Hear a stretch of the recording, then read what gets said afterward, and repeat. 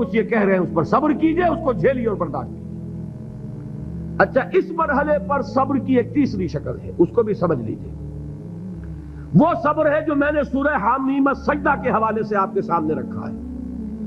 مقام دعوت پر جو شخص فائز ہو گیا ہو اس کے لیے یہ صبر لازم ہے کہ لوگ گالیاں دیں وہ دعائیں دیں، لوگ پتھراؤ کریں وہ پھول پیش کرے، اگر نہیں کرے گا دعوت نہیں آگے بڑھے گی۔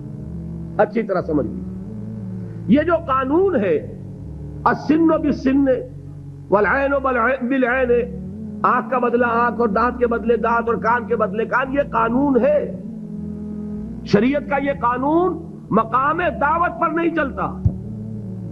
مقام دعوت کا قانون اور ہے، جھیلو، برداشت کرو، مارے کھاؤ، ہاتھ نہ اٹھاؤ۔ اس کا نام ہے پیسو ریزسٹنس۔ وہ میں نے کل کہا تھا نا کہ تین مجھے اصطلاحات آپ کو بتانی ہے اور اس کا مفہوم۔ تیسرے لیول پر جب آپ آ جائیں گے اقامت دین کی جد و جہد میں، اس کے لیے پہلا صبر کیا ہے؟ صبر محض۔ اب میرے پاس کوئی اور لفظ نہیں ہے ترجمہ کرنے کے لیے۔ صبر محض سے کوئی بات شاید بہت سے حضرات کی سمجھ میں نہیں آئے گی۔ صرف صبر کیا مانی؟ Passive resistance. لوگ گالیاں دیں تم دعائیں دو، لوگ تمہیں مار رہے ہو تم ہاتھ مت اٹھاؤ۔ یہ جو پیسو ریزسٹنس ہے مقام دعوت کے لیے یہ لازم۔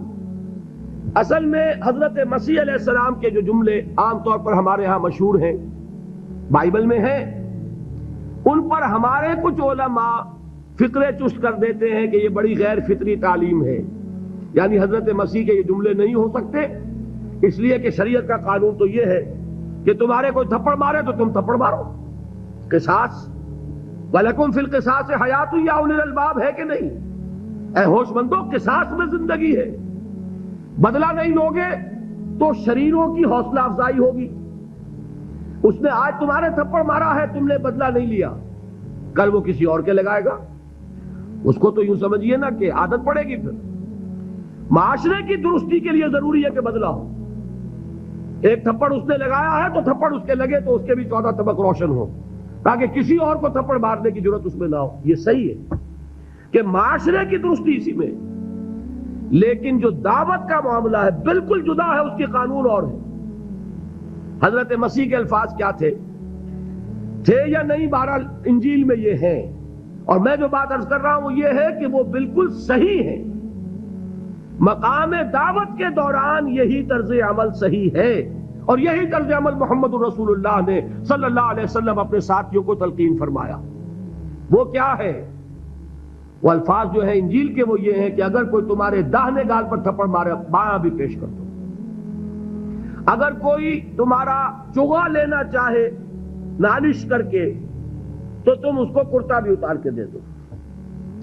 اگر کوئی تمہیں بیگار میں 1 کوس لے کے جانا چاہے تم 2 کوس اس کے ساتھ جاؤ۔ اس پر کہا گیا کہ یہ بڑی غیر فطری تعلیم ہے۔ یقیناً قانون کے اعتبار سے غیر فطری ہے، دعوت کے اعتبار سے یہ لازمی ہے۔ یہی دعوت کا یہی قانون ہے جو 12 برس تک مکے میں محمد الرسول اللہ نے نافذ کیا۔ صحابہ کو کیا حکم تھا؟ تمہیں کتنا ہی مارا جائے تم جواب میں کوئی کارروائی نہیں کر سکتے۔ نو ریزسٹنس، نو ریٹیلیشن۔ ریزسٹنس تو ہے، پیسو ریزسٹنس۔ ریزسٹنس کیا ہے؟ کہ پیچھے مت ہٹنا۔ وہ سارا دباؤ کیوں دے رہے تھے کہ تم اپنا تعلق منقطع کرو محمد سے صلی اللہ علیہ وسلم، تم توحید کو چھوڑو، اپنے آبائی دین میں آؤ۔ اسی کے لیے پریشرائز کر رہے تھے نا۔ حضرت بلال کو مار رہا ہے امیہ ابن خلف، حضرت خباب بن الارت رضی اللہ تعالی عنہ کو دہکتے ہوئے انگارے زمین میں بچھا کر اور اس کے اوپر ننگی پیٹھ لٹا دیا گیا۔ آپ ذرا تصور کیجئے، ایک شخص دیکھ رہا ہے کہ دہکتے ہوئے انگارے بچھائے جا رہے ہیں، یہ میرے لیے تیار کیے جا رہے ہیں، اور پھر حکم دیا جاتا ہے کرتا اتار دو، کرتا اتار دیتا ہے، لیٹ جاؤ، لیٹ جاتا ہے۔ کیوں؟ بڑی غیر فطری بات ہے یہ تو۔ اسے ہاتھ پاؤں مارنے چاہیے۔ ایک آدمی ڈیسپریٹ ہو جائے تو آپ کو معلوم ہے اس کے اندر طاقت بہت آ جاتی ہے.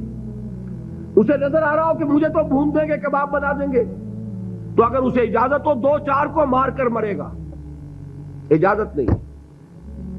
محمد نے ہاتھ باندھ دیے صلی اللہ علیہ وسلم, تمہیں اجازت نہیں ہاتھ اٹھانے کی. یہ بعد میں سورہ نساء میں یہ الفاظ نازل ہوئے کہ اے مسلمانوں, ایک زمانہ یہ تھا کہ تمہیں حکم تھا کفو ایدیکم, اپنے ہاتھ بندے رکھو.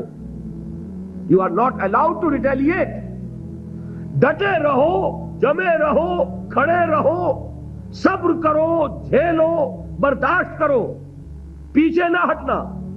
نہ محمد کے دامن کو چھوڑنا صلی اللہ علیہ وسلم, نہ توحید کا دامن چھوڑنا, لیکن ہاتھ اٹھانے کی اجازت نہیں. بتائیے کہاں گیا قانون؟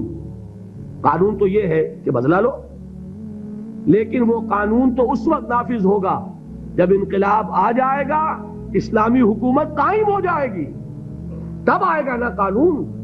ابھی مرحلہ ہے انقلابی عمل کا, ابھی تو انقلاب لانا ہے, اسلامی حکومت قائم کرنی ہے. اس پروسیس کے تقاضے کچھ اور ہیں. اس میں جو پہلا مرحلہ ہے وہ پیسو ریزسٹنس کا ہے, صبر کا. یہی وجہ ہے, دیکھیے مکی صورتوں میں خود نبی اکرم صلی اللہ علیہ وسلم کو اتنے مختلف پیرایوں میں صبر کا حکم دیا گیا. کچھ مثالیں میں دے چکا ہوں. وَلِرَبِّكَ فَاصْبِرْ, اسی طریقے سے وَاصْبِرْ كَمَا صَبَرَ أُولُو الْعَزْمِ مِنَ الرُّسُلِ, اے نبی صبر کیجئے جیسے کہ صبر کیا ہمارے اولو العزم رسولوں نے.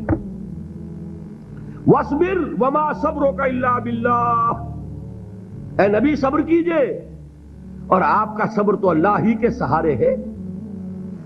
وَاصْبِرْ لِحُكْمِ رَبِّكَ, یہ سورہ نون جس کی ابتدائی آیات میں نے آپ کو سنائی, نون والقلم وما یسطرون ما انت بنعمت ربک بمجنون, اس کا اختتام کیا ہوتا ہے؟ وَاصْبِرْ لِحُكْمِ رَبِّكَ وَلَا تَكُنْ كَصَاحِبِ الْحُوتِ إِذْ نَادَىٰ وَهُوَ مَكْظُومٌ, اے نبی صبر کیجئے اپنے رب کے فیصلے کا, انتظار کیجئے, اور اس مچھلی والے کے مانند نہ ہو جائیے.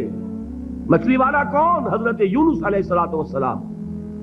مچھلی والے نے اپنے دینی حمیت اور غیرت جو تھی اس کی وجہ سے اللہ کے حکم کا انتظار نہیں کیا, اپنی قوم کو چھوڑ کر چل دیے.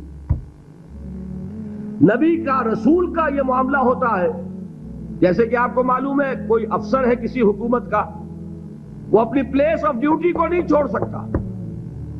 He must stick to his place of duty. بڑے افسرز کے لیے تو یہ بہت بہت اہم بات ہے. تو اے رسول, جہاں آپ کو ہم نے تعینات کیا ہے آپ وہاں سے ہل نہیں سکتے. کہ ذرا مخالفت ہوئی, لوگوں نے فقرے چست کیے اور آپ کہیں اور چل دیے, دفع ہوئے, یہ بات نہیں سننا چاہتے, میں کسی اور کو سناؤں گا. ہو سکتا ہے نا, ہم تو کرتے ہیں نا یہ, اس لیے کہ ہمیں تو اللہ نے کہیں تعینات تو نہیں کیا نا. اگر ایک جگہ کے لوگ بات نہیں سنتے, چلو بھائی ہم کہیں اور جائیں گے, وہاں بات سنائیں گے. لیکن رسول کا معاملہ ہوتا ہے جو اس کی پلیس آف اپوائنٹمنٹ ہے, he cannot leave his place without the express permission of Allah subhanahu wa ta'ala. آپ نے یہ سنا ہوگا, سیرت کی تقاریر میں پڑھا ہوگا کہ مدینے کی طرف ہجرت کی اجازت حضور نے تمام صحابہ کو دے دی, خود منتظر رہے جب تک کہ اللہ کی طرف سے اجازت نہیں آ گئی.